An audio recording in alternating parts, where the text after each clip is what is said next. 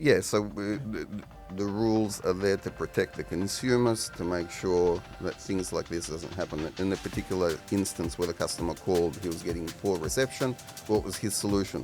I told him you have to rip out the poor quality dash camera and get a dash camera that complies with the EESS. And then when you install that dash camera, there's no interference on the AM and FM radio. I think the scariest thing I always found when I was in Dealerland is consumers are very quick to assume that they can jump online and purchase a product which is cheap, but it's going to provide them with the same outcome as what something which is a little bit more expensive or potentially more expensive is. And there is a reason as to why something costs more, especially in the electronics world. We're playing with a new car or a pre-owned car, and we're playing with a warranty. Yes. We're playing with, half of me gets not frustrated. Well, I used to get very frustrated with consumers where they're like, oh, why would I buy a dash camera from you as a dealer when I can jump on Temu and buy one for $100? And it's like, mate, if it's cheap, it's telling you something. So do you think now with the new compliance, with the safety standards now that the EESS is generating, it's going to restrict a lot of the cheap products from entering the market? I think so. It'll make the better products be qualified out there with the certification, so you know what you're getting is good. The ones that have the qualification, the certification, and you know that what you're getting will be complied, and you won't have any problems like these examples in the past.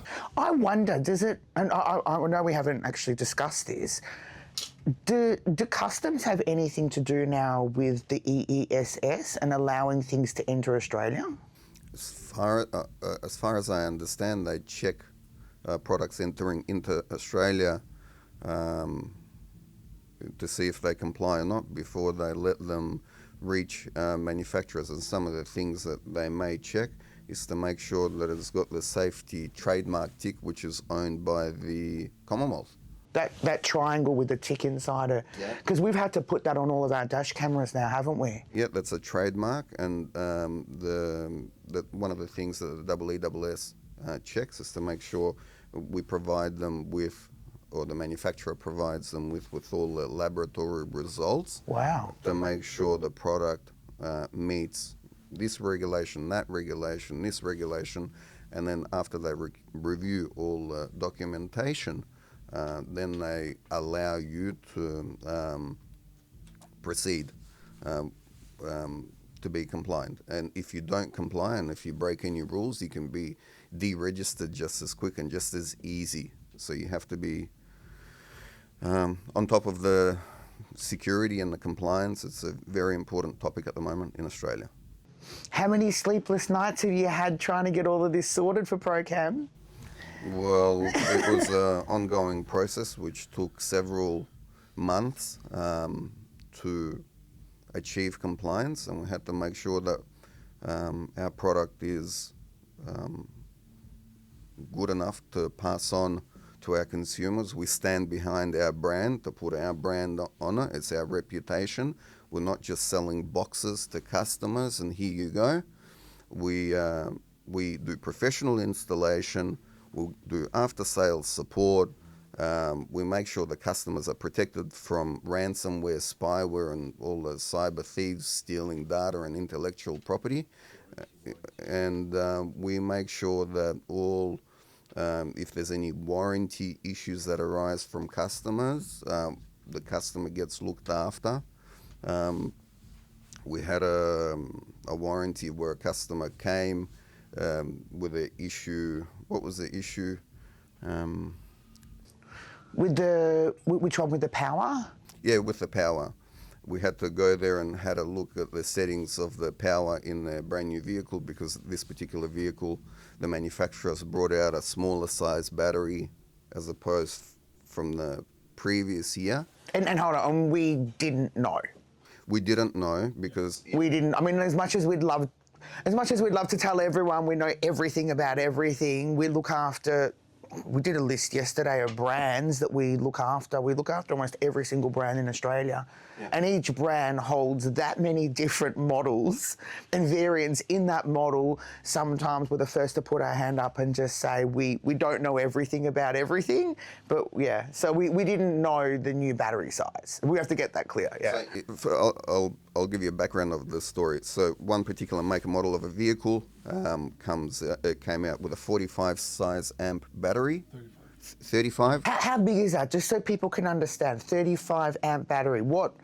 Let's say a Harley Davidson has a bigger battery than that. Harley Davidson yeah, motorcycle. Yeah, and CCA is 245, which again, you'll probably have 350 on a motorbike. So these new cars, they come in more for economy. Okay. So they are making a smaller battery, so the alternator works less, which means you're gonna use a little bit less fuel. Do we know what the size of the battery was before? Before, I think it was 45 and 450 CCA. So 45 and 450, and now it's 245 and 35. Oh wow. Okay, so it's almost half. So and half. 1 hour you leave the door open on the car, you're gonna have a flat battery. You're not starting your vehicle anymore. Dash camera or no dash camera? It's doesn't matter. Irrelevant, Doesn't isn't matter. it? Yeah. Okay, yeah. So yeah, we gotta play with these new vehicles. So we adapted now the camera to the new vehicles. So everything is under control. Just the previous vehicles, we gotta assess them again, and we're doing that on. So we had to change the setting. Yeah, just the settings. It's a quick warranty. It's coming up now on winter because it depletes more the battery, the cold. That's why it's all happening now from vehicles that we fitted in January or February. It's happening now. Why does winter change the battery variants? It normally, even on EV cars, on winter, when you go to use, it normally depletes 20 to 30% more on the battery life. Oh. Yeah. It's just what the car just needs to use the battery. I don't know the science behind it, but a good example is a lot of European vehicles, the battery is inside the car and not outside because it's more cold climate. And yeah, we didn't assess that at the back, and we didn't know the size of the batteries change as well. So now we're rectifying that on the warranties. So what happened with this particular customer? We had to go back and check this particular car because we had a warranty issue. We started by going there and having a look at the issue with the customer. We changed the settings on the dash camera, and then we ended up being friends. Tiago went there and gave her advice on what fridge to purchase. What happened? Eugene called, is like, we have a customer, and it was around the corner from where I was. I'm like, I can go there. Why not? So jumped, in half an hour I was there. Customer and I are chatting because it's an easy fix.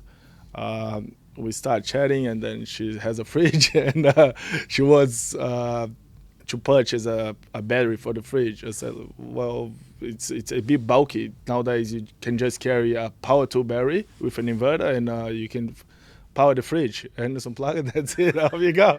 And then we talk about camping. And, yeah, it's Started off as a customer, ended up being our friend. Yeah. And that's the way it should be, shouldn't it, really, if we think about it? Yeah. So it's all these reasons as to why I'm guessing the EESS has made this so important, because we are dealing with customers' financials.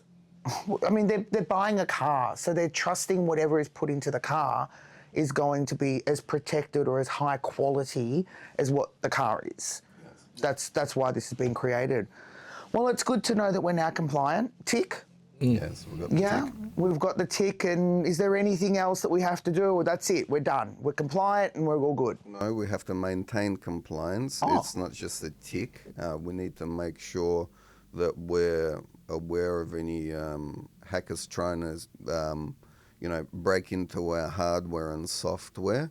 And then if there's any changes that need to be made to our hardware or software, we have to implement those ongoing. And we have to report it to the authority, the EESS. And we have to work together to maintain compliance, because if we don't comply, our registration can be taken away from us. At the end of the day, when we sell our dash cameras come with a dealer-matched warranty. So if a car comes with a 5-year warranty, we match that warranty. If a car comes with a 7-year warranty, we match that warranty. We want to make sure if our consumer gets into an accident 5 years from now, we want to make sure that they get their footage at that time. We help our consumer with retrieving the footage. We help them every step of the way. We don't disappear, and we want to make sure that we are compliant for the whole duration of the life of the product. Well, tick, thank you Australian Government and Commonwealth, and thank you guys for doing what we've done now. We are compliant, and cheers to the future.